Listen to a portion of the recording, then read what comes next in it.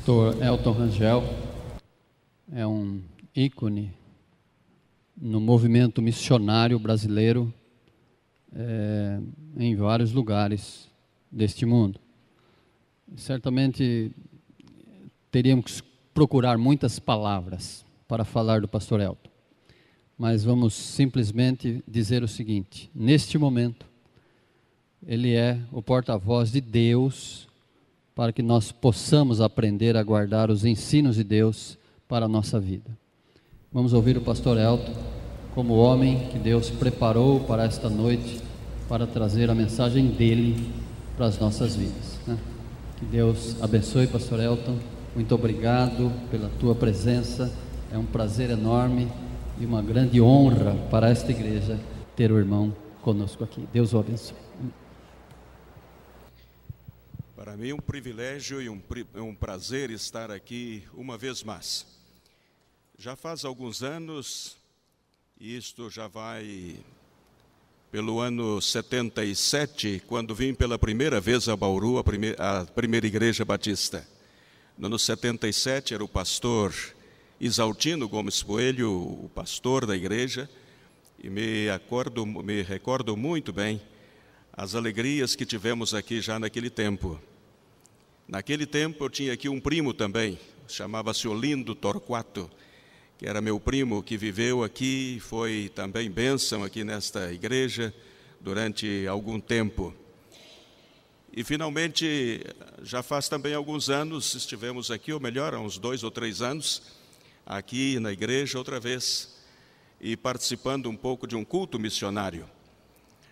E é sempre uma alegria voltar a ver as pessoas que guardamos no nosso coração e oramos também por eles, porque oramos pela igreja de Bauru, pedindo-lhe ao Senhor para que possa proteger, guardar e fazer crescer a obra das mãos dos irmãos. Estamos contentes por ver como Deus está trabalhando no meio desta igreja. E eu quero neste momento dar a minha palavra primeiro de gratidão ao Senhor e os meus parabéns à primeira igreja batista em Bauru. De verdade, 93 se diz muito rapidamente, né? 93 é muito rápido que se pode falar. Mas a verdade é que em 93 anos muitas histórias aconteceram. Muitas lutas, muitas dificuldades, vicissitudes as mais diversas, sofrimentos, e creio, incluso, que alguma perseguição, mas aqueles que foram os primeiros, os pioneiros da obra aqui nesta cidade, seguro, conseguiram vencer todos estes percances, ou percalços melhor, e as dificuldades e as lutas que tiveram. Eu, quando olho para trás e vejo tudo aquilo que Deus pôde fazer ao largo destes 93 anos, sem nenhuma dúvida, Deus instrumentalizou vidas, socorreu aqueles que estavam cansados, renovando suas forças. Deus fez brotar nos corações de muitos deles novos sonhos a cada dia, renovando sonhos, ilusões. E isto é o que faz com que a Igreja de Cristo avance. Assim que parabéns, queridos, por 93 anos de vida. Agora cabe aos irmãos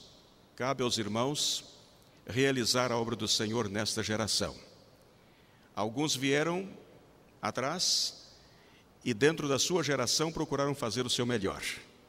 Agora nos cabe a nós fazer a nossa parte para que o Evangelho de Jesus possa seguir adiante. Também quero dar os meus parabéns às mulheres. Que lhe parece, Miriam? Às mulheres. Porque se eu não fizer isto, eu terei problemas em casa. A verdade é que, parabéns, irmãs, pelo seu dia. A obra-prima da criação. Deus, depois de fazer o homem, disse a Bíblia que viu que era bom, mas ele não se imaginava que havia coisa melhor ainda. E aí ele fez a mulher. E realmente é um instrumento de bênçãos nas nossas vidas. Eu quero agradecer a Deus pelas mulheres desta igreja e agradecer a Deus por Miriam, porque levamos tantos anos juntos e ainda falta alguma coisa para conhecer-nos melhor. Só estamos juntos há 47 anos e já conhecemos mais ou menos um ao outro, mas é tão difícil conhecer as mulheres que eu já estou dando a mão à palmatória. O Senhor as fez como obra-prima e nos castiga nós outros para tentar entendê-las. Mas graças a Deus por suas vidas. Eu, quando olho para trás e vejo como Deus tem sido bom para conosco, dando-nos os nossos filhos, falo de todos nós os homens, dando-nos os nossos filhos, dando-nos o privilégio de criá-los no caminho do Senhor e temor do Senhor, com a ajuda especial, especialíssima das mulheres, porque se não fossem elas, as coisas seriam muito difíceis. Cada vez que minha esposa viaja, é verdade, sempre as coisas se alteram na minha casa, porque eu fico sozinho, as coisas não ficam no seu lugar, se desorganizam facilmente, não sei por que as coisas se desorganizam tão facilmente, mas a verdade é que louvo a Deus pelas vidas das irmãs de verdade, aquelas que já são mães, avós, bisavós, aquelas que todavia não são mães, mas que Deus abençoe a todas nesta ocasião. Obrigado também, igreja, pelo apoio e o carinho que os irmãos têm manifestado com a obra em Sevilha e na Espanha em geral. A nossa igreja estava necessitando muito de um braço mais para ajudar-nos. E os irmãos foram tão acessíveis e cuidaram com tanto carinho de resolver essa situação, mandando-nos o pastor Irismene e a sua família para nos ajudar. E ali estão, ombro a ombro, lado a lado, para ajudar-nos na evangelização de Sevilha e na evangelização de Andalucia e também de Espanha em geral. Ele exerce algumas atividades muito importantes desde o nosso ponto de vista e desde o ponto de vista do Senhor também. Ele exerce a função de ajudar, agora mesmo ajudando os nossos adolescentes, treinando pessoas agora como diretor do SEBET, da associação. Ele e a sua família vão estar envolvidas em preparação de obreiros para toda a região. E isto é algo especial. E estão colaborando também em vários setores da nossa igreja e da nossa denominação. Obrigado, irmãos, pela ajuda dos irmãos, de verdade. É uma família preciosa para nós outros e para Deus também. Assim que, muito obrigado. Peço-lhes perdão porque alguma vez vai sair o espanhol. É porque nós chegamos ontem e todavia estamos condicionados um pouco com o espanhol. Levamos em Sevilha vamos cumprir 16 anos trabalhando na Igreja Batista em Sevilha. Chegamos ali, a nossa igreja era uma igreja pequena, reduzida a um grupo pequeno, exatamente pelo fato de haver se lançado a uma construção faraônica de um templo. E as construções faraônicas geralmente causam algumas dificuldades. E a nossa igreja, que chegou a ter quase 180 membros, estava reduzida a 45 e 50 pessoas. Mas Deus assim foi muito misericordioso para conosco e fê-la crescer.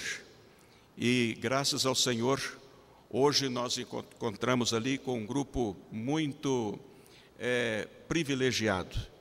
Hoje a nossa igreja, depois de organizar 2 filhas, e agora temos 6 missões, 6 congregações esparcidas pela região da cidade e as cidades colindantes, e também temos conosco a bênção de contar com o pastor Ismene e com outros pastores que nos ajudam.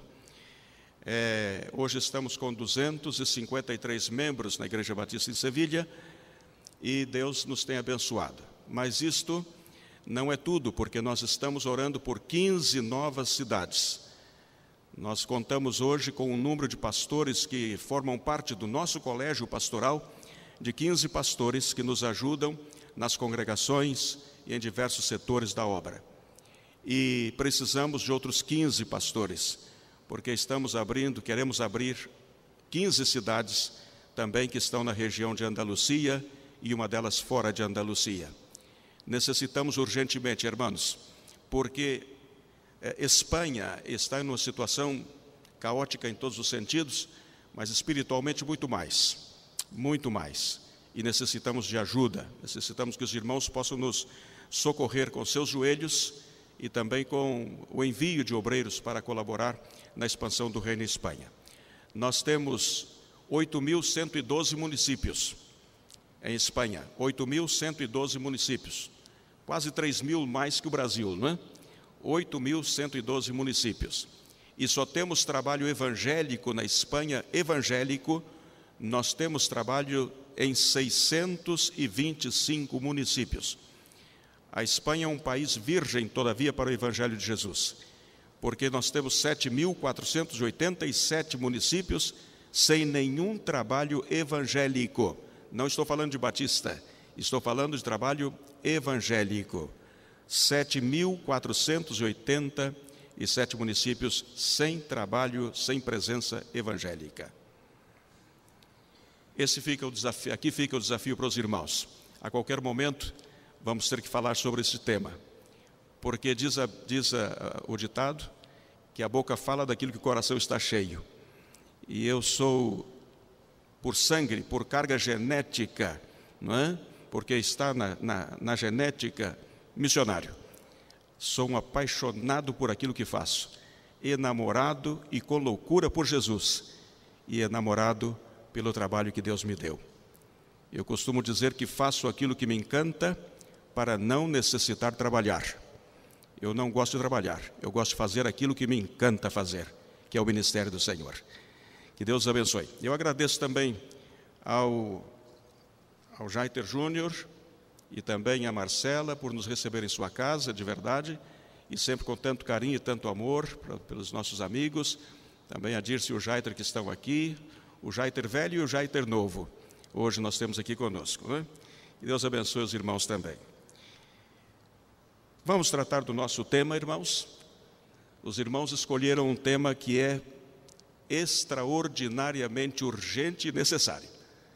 Eu não sei o que estava no coração e na mente dos irmãos, mas a verdade é que Deus trabalha como Ele quer. Ele faz como Ele quer as coisas. Instrumentaliza a nossa vida para sacar bênçãos para os outros. Assim que os irmãos foram tocados e dirigidos pelo Senhor para escolher este tema de avivamento. Eu hoje me sinto um pouco enjaulado aqui. Eu não sou homem de ficar preso assim como estou aqui. Eu gosto de andar para lá e para cá, uso o microfone de lapela, porque ando muito quando estou falando. E os irmãos hoje me puseram numa jaula, não é? Assim amarrado. Então, eu vou fazer todo o esforço para transmitir aquilo que eu sinto no meu coração, ainda que esteja aqui fincado neste lugar. Não é? Muito bem. O texto bíblico que os irmãos escolheram está em Abacuque, capítulo 3, versículo 2. Abacuque, capítulo 3, versículo 2. Mas é um texto muito bonito, muito bonito. É um livro que foi escrito aproximadamente, esses textos do Antigo Testamento, não podemos dar a data com fidelidade, sempre com possibilidades de equivocação, com uns anos mais e uns anos menos. Mas a verdade é que o livro de Abacuque foi escrito aproximadamente no ano 600 a.C., no ano 600 a.C. E é interessante que ele foi escrito exatamente num dos períodos mais críticos da história de Judá, do reino de Judá. Um dos períodos mais críticos, porque Judá acabava, ou melhor, alguns anos antes, havia tido um rei que foi um rei fiel ao Senhor em todos os sentidos, buscando reformas tras reformas para que o povo do Senhor pudesse seguir adiante na sua obediência e no seu serviço ao seu Deus. Josias havia sido um rei reformador, um homem abençoado pelo Senhor, um homem que realmente diz a palavra que Deus lhe deu riquezas, e lhe deu autoridade, e lhe deu muitas outras coisas pela sua fidelidade ao Senhor. Então, depois de Josias, outros reis vieram e que foram conduzindo a nação ao pecado, à idolatria, à maldade, à mentira e tantas outras coisas. Até que saíram lá do ápice da história de Judá no governo de Josias e agora estavam chegando às profundezas dos abusos contra as pessoas pobres, necessitadas e uns contra os outros. Impressionante a situação de Judá no tempo em que Abacuque era profeta. E ele escreve o seu livro um pouco depois da primeira invasão dos babilônios, e este texto nos fala, todo o livro conta-nos acerca dessa situação caótica, desde o ponto de vista moral, social, espiritual, etc. Era uma situação difícil. E Deus precisava levantar alguém que, de uma maneira muito singular e inclusive majestuosa, pudesse transmitir ao seu povo uma palavra especial.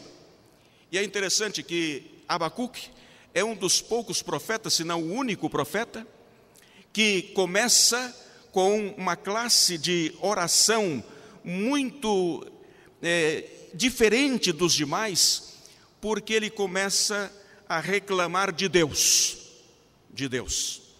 Ele não está reclamando a Deus, mas de Deus.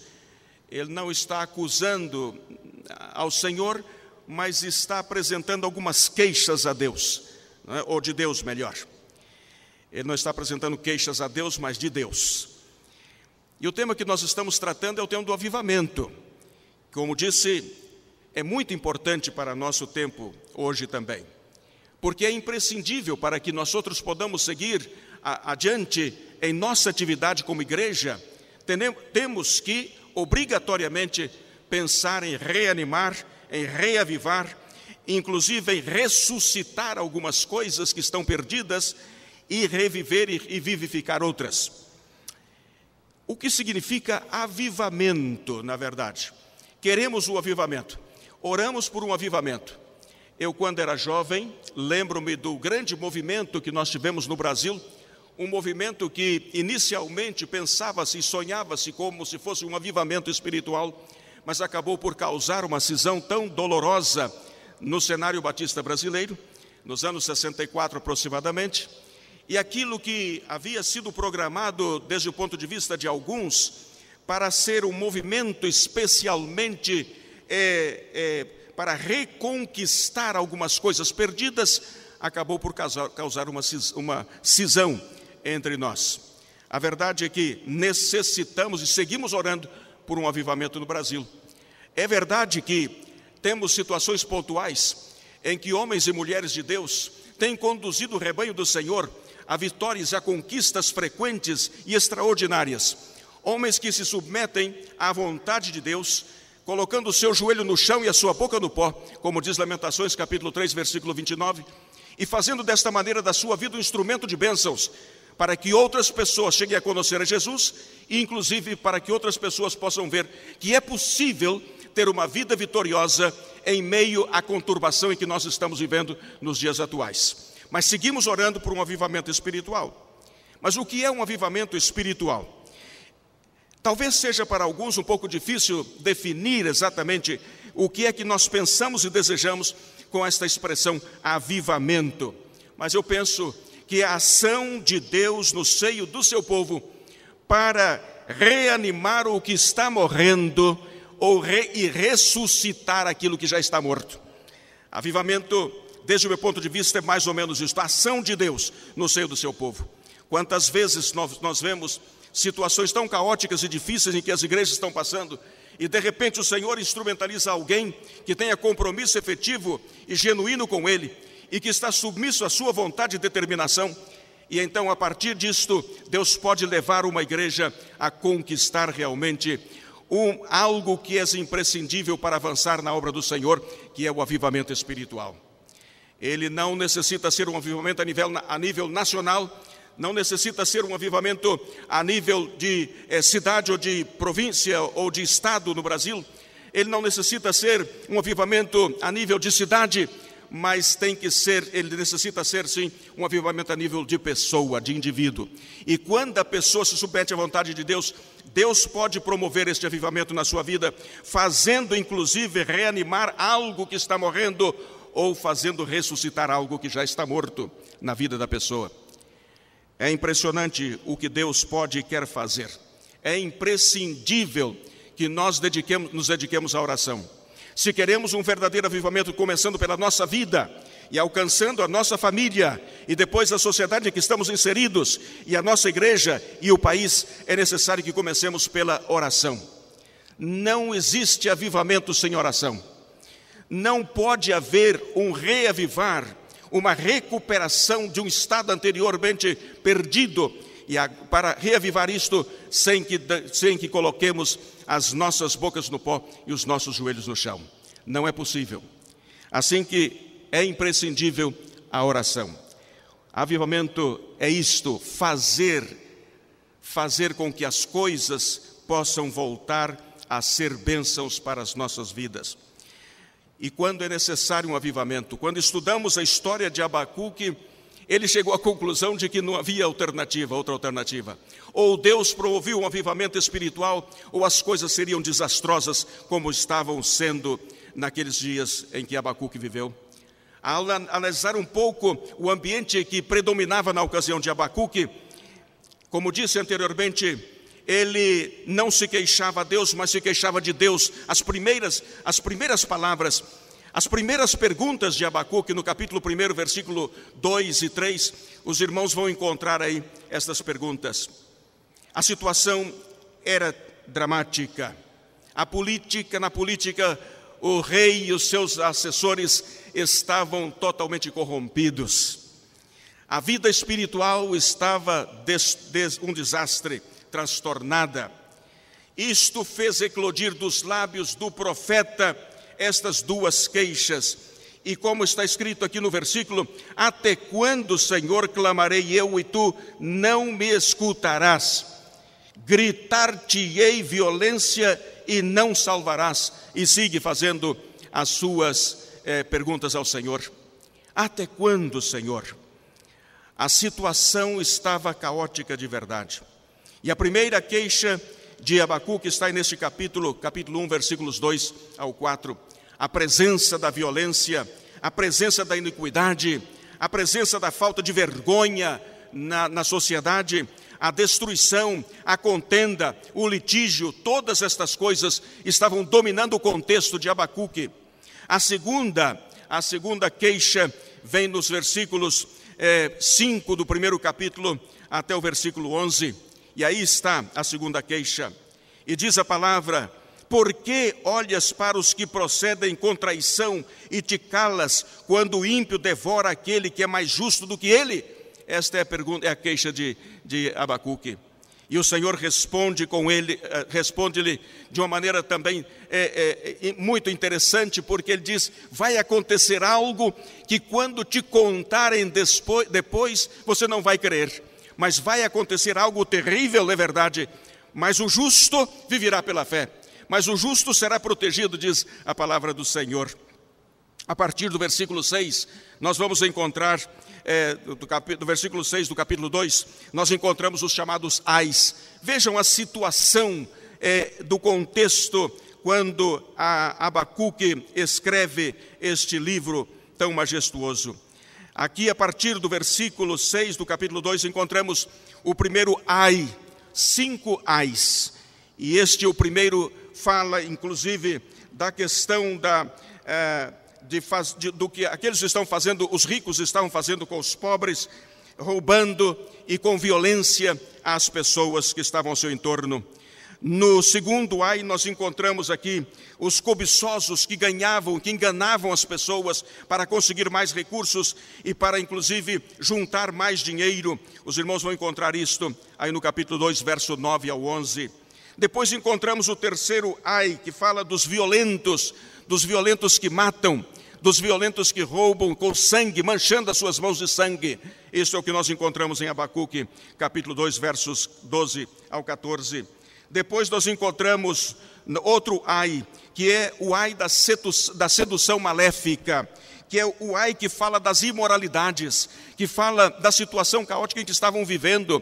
Não havia respeito com as famílias, não havia respeito com as mulheres, não havia respeito com os homens, e a situação estava realmente caos total praticamente.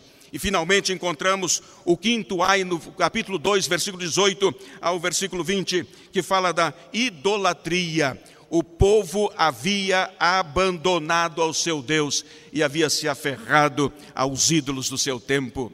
Queridos, este era o contexto. Neste contexto de tanta maldade e corrupção, a única alternativa para o povo de Judá seria um avivamento espiritual, um avivamento genuíno para reanimar o que estava morrendo ou ressuscitar o que já estava morto. Mas como estamos nós nos nossos dias? Quando falamos disto há quase 600 anos, ou mais de 600 anos antes da vinda de Jesus, nós vemos que nos parece que a situação se repete nos nossos dias. É impressionante como o homem é o mesmo. O homem é o mesmo. E aqui encontramos, eu vou lhes fazer algumas perguntas, nada mais, e os irmãos têm as respostas certamente na ponta da língua. O nosso país, os nossos governantes, as nossas igrejas, os nossos líderes religiosos se estão deixando corromper? Se estão deixando corromper. Os nossos políticos se estão corrompendo de verdade. Há iniquidade no seu coração. A nossa justiça se cumpre, protegendo os inocentes e castigando os culpados. É o que nós vemos nos nossos dias. A violência tem crescido com requintes de perversão no nosso país, na nossa cidade, no nosso estado. Os líderes religiosos se estão deixando levar pela avareza, se estão deixando levar pela exploração da inocência do nosso povo, formando grandes fortunas. Acontece isso no Brasil. Os pastores se estão deixando dominar pela volúpia, pelo poder, e disputando entre si quem é o maior e quem é o melhor e o mais poderoso.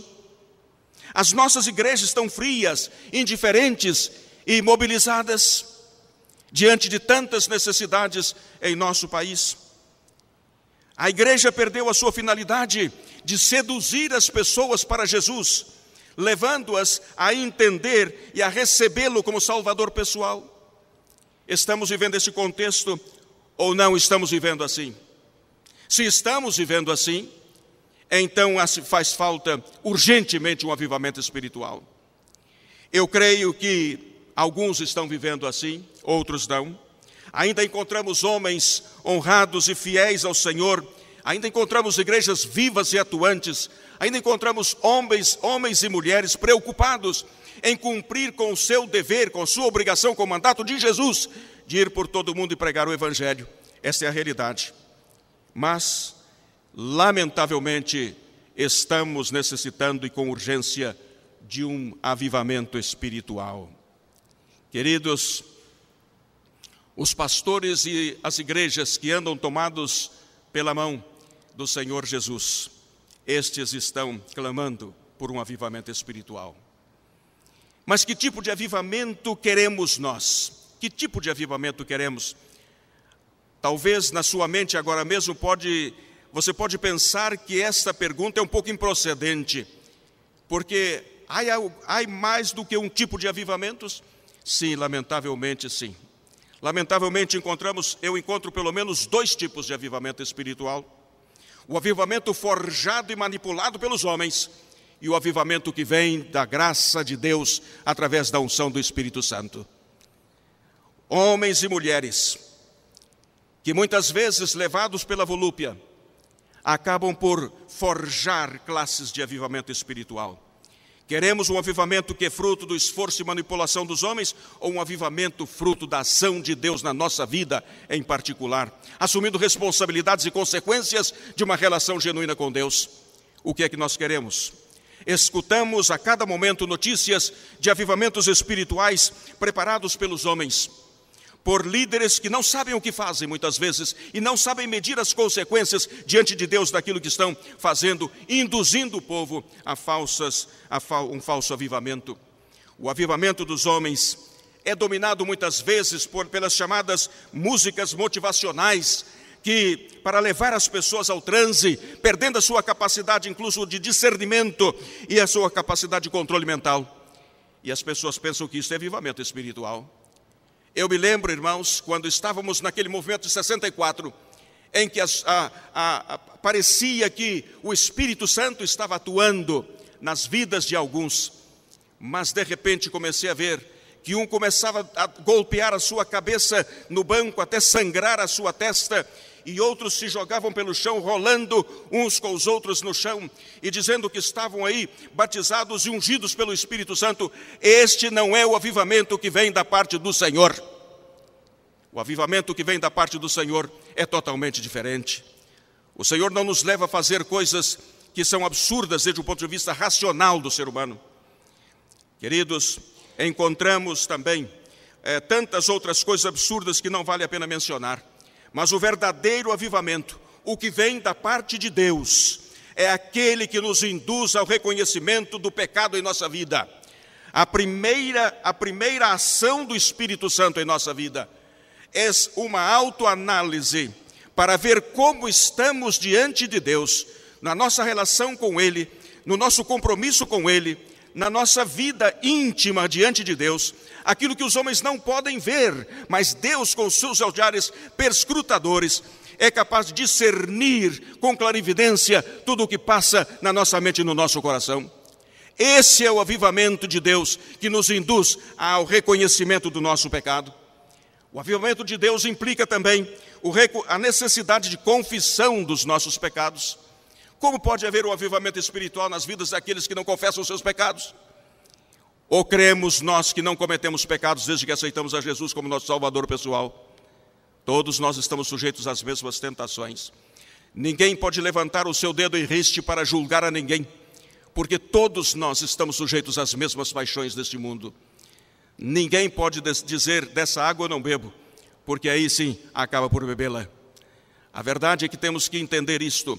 Olhar primeiramente para a nossa própria vida, para reconhecer e perscrutar quais são os nossos pecados escondidos muitas vezes, para que possamos contá-los ao Senhor e pedir-lhe perdão.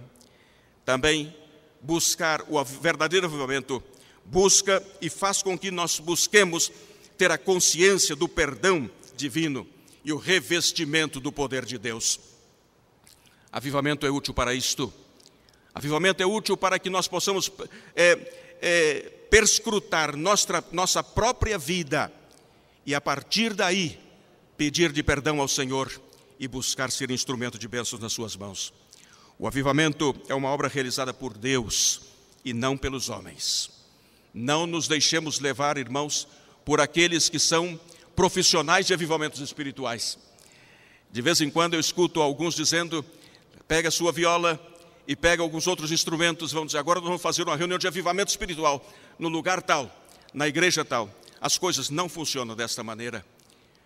Se queremos um avivamento sério e comprometido, algo que Deus possa realmente atuar e fazer o que Ele quer, precisamos dar o primeiro lugar ao Senhor na nossa vida. Caso contrário, vai ser tudo como os demais. Um avivamento genuíno, ele revitaliza, ele renova, ele leva a pessoa a uma vida de maior consagração ao Senhor. As coisas perdem o seu valor para a nossa vida. E então, sim, o Senhor passa a ter o maior valor na nossa vida. Esse é o avivamento que Deus quer para as nossas vidas e para as nossas igrejas. Que as coisas perdam o seu valor e que Ele tenha a proeminência em nossa própria existência. Todo avivamento real e genuíno impacta a nossa vida pessoal, impacta a vida da nossa família, impacta a sociedade em que estamos inseridos. Este é o avivamento que Deus quer para a nossa igreja. É isso que Ele está pedindo, para que nós outros coloquemos a nossa boca no chão e o nosso joelho no pó, para que Ele possa realizar a sua vontade. Todos os alcançados pela graça do avivamento são levados a uma vida de maior consagração e santidade e comprometimento com o Senhor.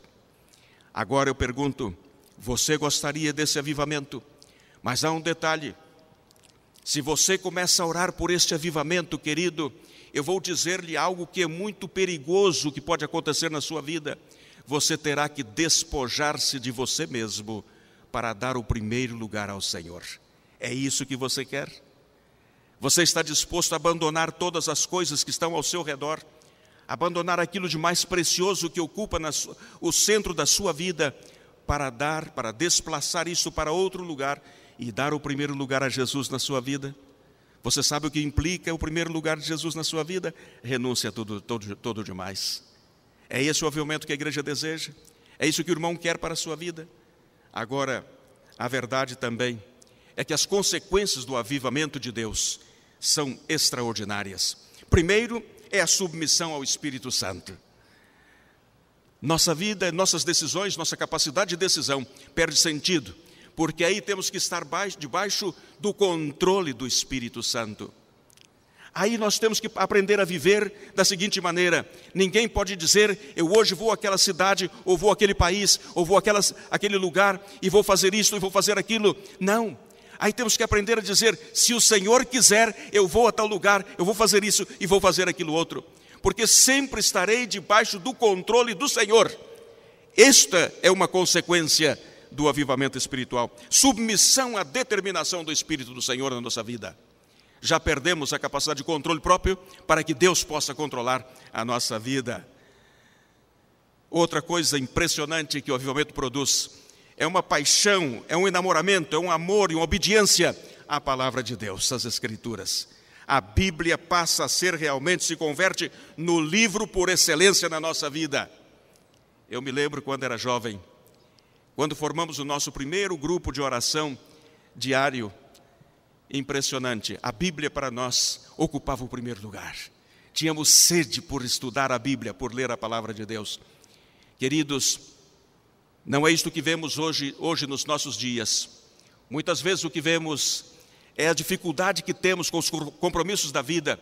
Vivemos tão envolvidos nos compromissos da vida que não temos tempo para estudar a palavra de Deus.